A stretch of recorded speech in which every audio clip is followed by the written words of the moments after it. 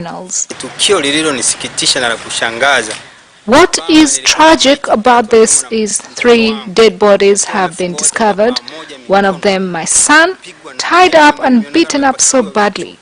I made a follow-up on why they were beaten, and I was informed that the chair had given permission for them to be treated so. Train services in northern zone regions have resumed after they stopped more than 25 years ago, with the first train arriving at Moshi station from Dar es Salaam.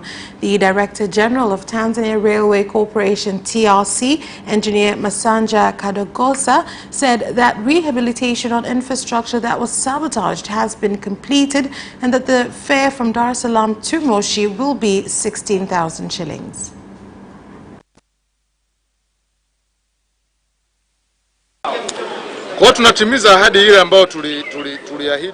This is a promise we'd made the people of Kilimanjaro. That service was to commence this December. Last service to this place was in 1994, which a lot of young people may not have enjoyed this service at that time. When we speak about social development, we speak about having a conducive environment for our people by enabling Tanzanians to travel at an affordable rate. The festive season will soon start, so this will come handy. This will also be used by tourists and will reduce congestion as everything is provided. Drivers of trucks transporting construction materials to the New Area hydropower project in Rufiji District Coast Region have called on the government to rehabilitate part of the Kilimani Mloka, which is in a bad state, so as to avoid sleeping in the forest after becoming stranded on the road, particularly when it rains. They expressed their concerns after an oil tanker got stuck and closed the road off to other motorists.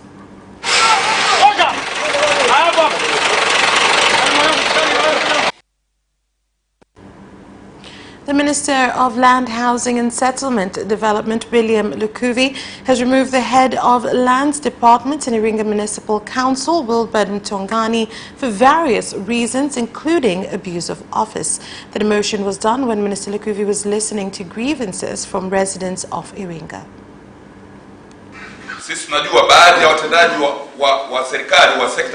I know that there are some government health officers who are using government premises and time to do their own work. There was an open space that he'd asked us to use to protect the environment, which we gave him, but later on he divided the land into 61 plots and sold to buyers. This surprised us because it was intended as an open space. Carrying out of justice is one of the greatest jobs any nominated leader should do. So how can a DC see your people being denied their rights? Namibia has accepted Tanzania's request to open an embassy in Windhoek, with Tanzania planning to open the embassy before the 31st of December. This was said by the Minister of Foreign Affairs and East African Cooperation, Professor Palamagamba Kabudi, when ending the 3-day Tanzania-Namibia Cooperation Commission meeting in Dar es Salaam. Natembea Nuruni. Naibu waziri mkuu wa Namibia ameniambia wao kufungua ubalozi hapa Dar es Salaam haikuwa kwa hiari, lakini wa Namibia walioishi Tanzania na waliokulia Tanzania walilazimisha kwamba ni lazima mfungue ubalozi Dar es Salaam. Rejuvenated in our efforts to ensure that cooperation between Namibia and Tanzania continue to grow from strength to strength. As I conclude, I warmly invite you, Honorable Minister, and your delegation. The Deputy Secretary General of Chama cha Demokrasia na Maendeleo Chadema, Salum Mwalimu, has told Kisutu Resident Magistrate Court that the video used as evidence by the sixth witness, Corporal Charles, had problems on how the incidents were recorded, as the events were not recorded in sequence. He also told the court that his agents were denied a letter of identification and a certificate of oath from the National Electoral Commission and prevented from entering the polling station. Salum Malim, who is the third accused in the incitement case facing 9 leaders of Chadema, was a candidate in the Kinondoni constituency election. He told the court that he was the last person to leave the area where the campaign rally was held and denied charges of causing chaos and violating a police directive to disperse from the campaign meeting.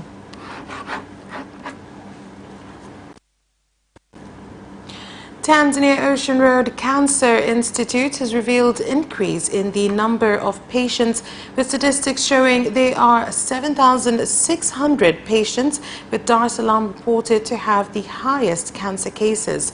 This was revealed by the Executive Director, Dr. Julius Mwaisilage of Ocean Road Cancer Institute, when talking about efforts done by the fifth phase government in improving health services to cancer patients.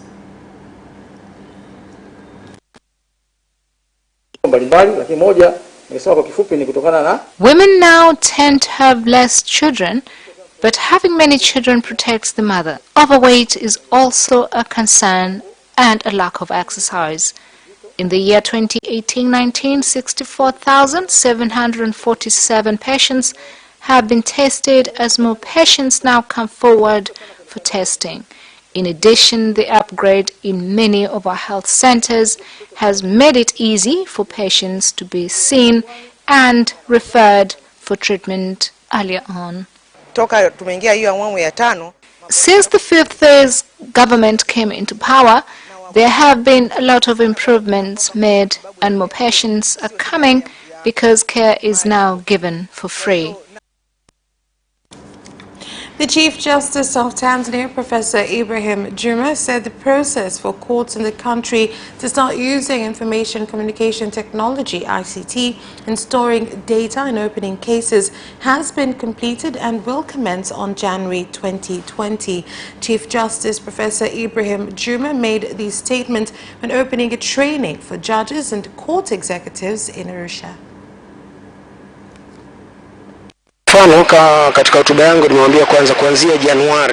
By January 1st, we will no longer be using paper. All information will be available in Tehama, and we ask the general public to frequently visit the court website for any information they may need. Tehama has increased transparency, as everything will now easily be accessible. One can use a mobile phone to gain access, and this is all the infrastructure we need. We are ready to go paperless. There will now be reduced cases on misplaced documents. And that is all for national news. International news is next.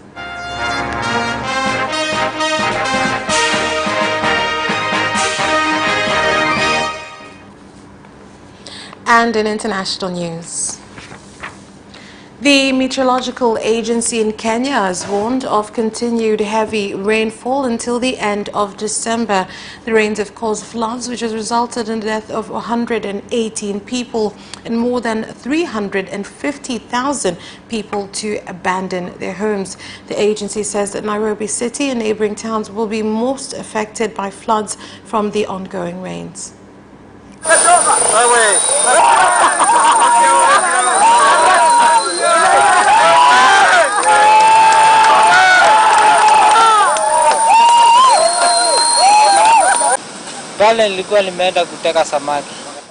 had gone fishing there on Friday.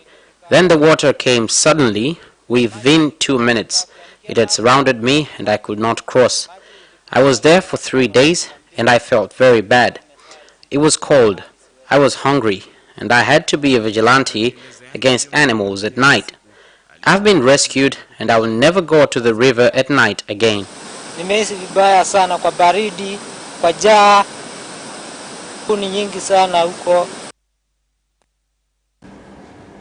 The The biggest AIDS conference in Africa opened today in Rwanda's capital, Kigali. Officials from the United Nations and the healthcare sector are attending the 20th International Conference on AIDS and Sexually Transmitted Infections in Africa to discuss the goal of an AIDS-free Africa. But campaigners say global response to the epidemic is failing and hundreds of thousands of children are at risk. That's where we leave off with international news. We'll be back with business news after this break. Watch Business Edition as we talk to business leaders and experts in sectors that are transforming Tanzania's economy. To be rich, I have to be a business person. It's not an easy road at all. People need to understand. You must quickly think, how cost effective are you going to be? Business acts as a way in which it can bridge that gap. Business Edition will keep you informed on latest developments in the financial sector, extractive industry, tourism, agriculture, energy, construction, and so much more. Meet entrepreneurs who create employment opportunities. Watch Business Edition on Friday at 8:15 p.m.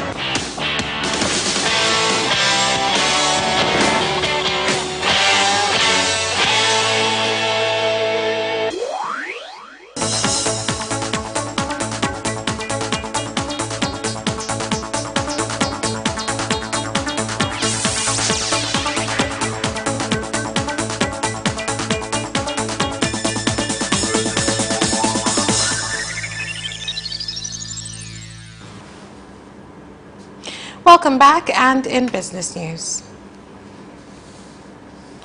The government has directed regions which receive low rainfall to grow crops which do not need much rain, such as sunflower, sesame, cashew nut and cotton.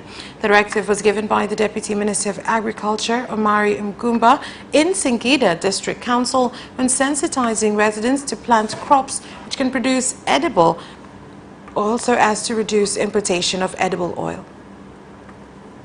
Do not stick to planting the crops that Singida region and district has been planting for a long time, because realistically we get very little rain.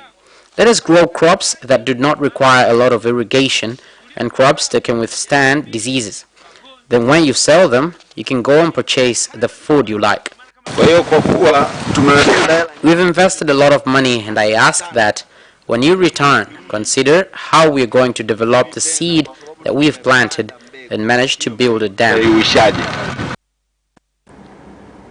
The chairperson of Tanzania Fashion Designers Association, Ndesumbuka Mourinho, has said there is need for the government to review policies on businesses involving importation of clothes in order to create a conducive environment for local clothes producers, cotton farmers and textile industries.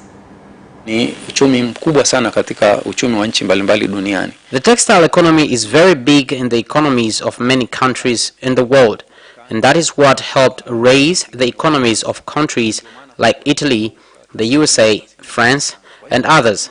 And that is why it is a very important sector there. We have also valued its importance. Our intention as an association is to be representatives of our members and send other textile stakeholders that can speak to the government on various issues, including those to do with textile policies, factories, and the textile business and the country, so that there can be fair competition. Wafanyabiashara kuingiza bidhaa za nguo kutoka nje. Tanzania Bureau of Standards has said research done by the Faculty of Business, the Marine Science Department and other stakeholders on whether efforts to reduce environment pollution has improved the quality of fish have regained the confidence of European Union member countries after expressing concern on the quality of Nile perch found in Lake Victoria. I'm thankful for the efforts they have put in, one being when European countries wanted to stop purchasing fish fillets from Mwanza because we were not able to control environment pollution through plastic and pesticides. They were able to go in and work at chemistry labs and the European countries saw that we were capable, which allowed the business to continue. Through their efforts, they have been able to contribute in changing other African countries' stance on plastic. We no longer need science to recognize that the diseases present now are not the same as the ones in the past. There must be something that has changed, and we're very interested in spreading this information. We should talk about the environment as frequently as we talk about soccer.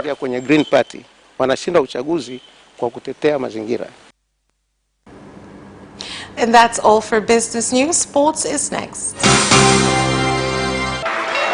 Away first time, good start from Bolt. Bolt leading a moment of going away. Gay trying to go with him, and he's being dragged through the second place, but he's going to win it by 2 meters.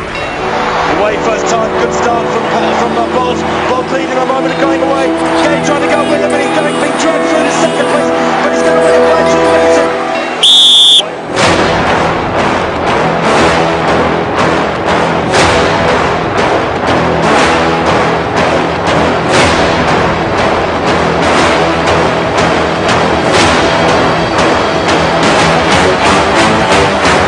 Opposition, Joaquinho, he did lose to Lent.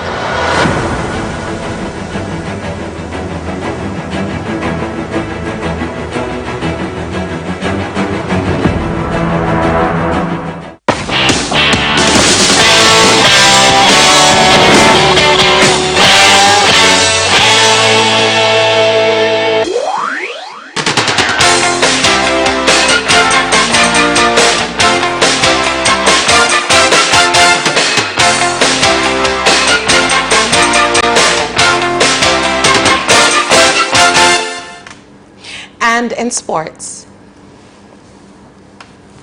Young African Sports Club have been held to a 1-1 draw by KMC at the National Stadium in Dar es Salaam today. Yanga were first to score through Mrisho Ngasa before KMC equalized with a late penalty kick by Abdul Hillary. Tanzanian boxer Hamis Maya has presented his GBC championship belt that he won through total knockout in Germany to the Tanzania Professional Boxing Regulatory Authority after defeating Peguilo Ruhe from Germany. The main thing is that this was an open championship belt, and I won it.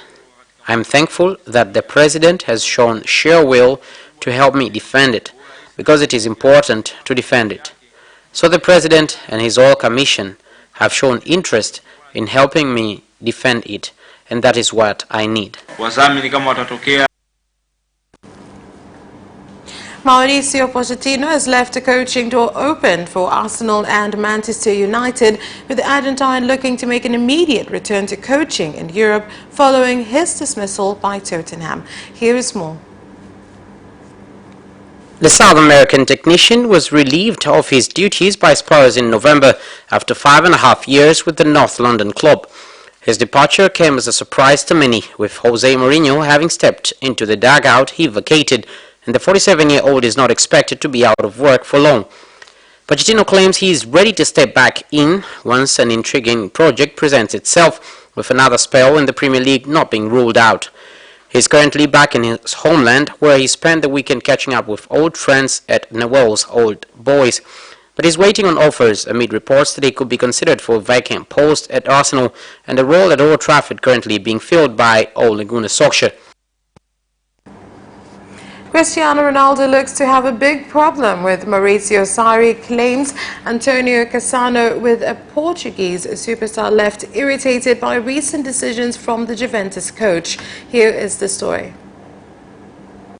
Sarri took to substituting a 5-time Ballon d'Or winner in back-to-back fixtures against Lokomotiv Moscow and AC Milan.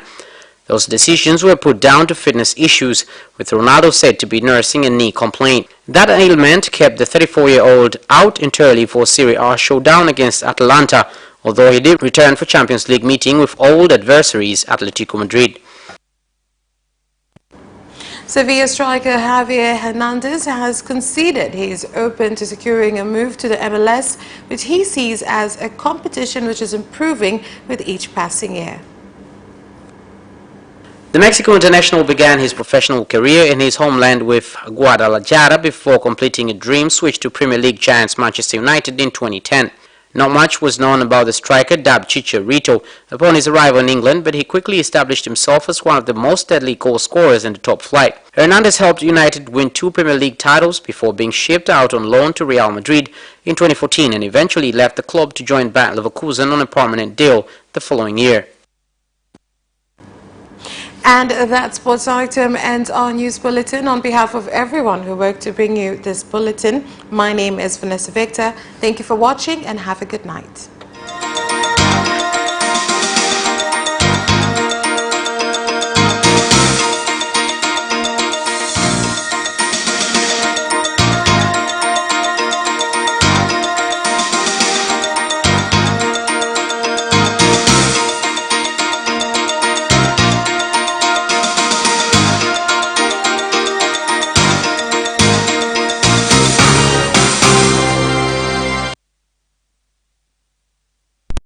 TV, EATV, Capital TV, Radio 1, East Africa Radio na Capital Radio sasa zinapatikana kupitia satellite Interset 22 uelekeo 72.1 degree east C-band, frequency 3671 MHz, symbol rate 8571 kilosymbol per second, forward error correction 2/3, polarization horizontal.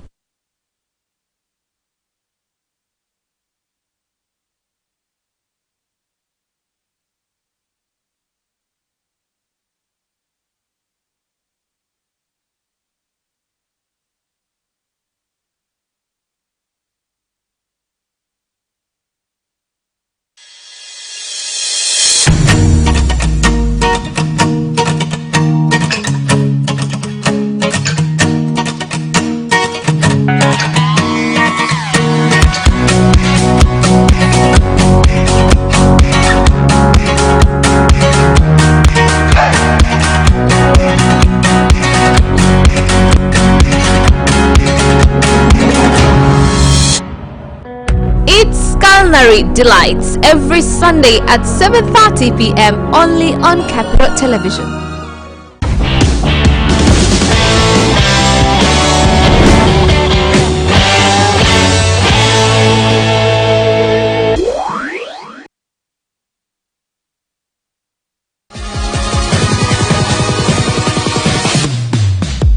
In Sports Gazette this week, highlights of the Gamal Steel Mr. Tanzania 2019.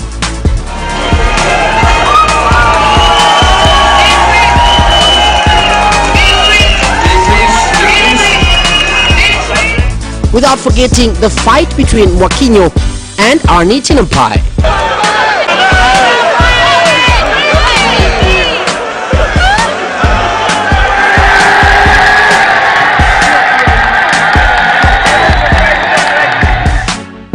For this and much more, don't miss Sports Gazette every Wednesday at 7 p.m. only on Capital Television.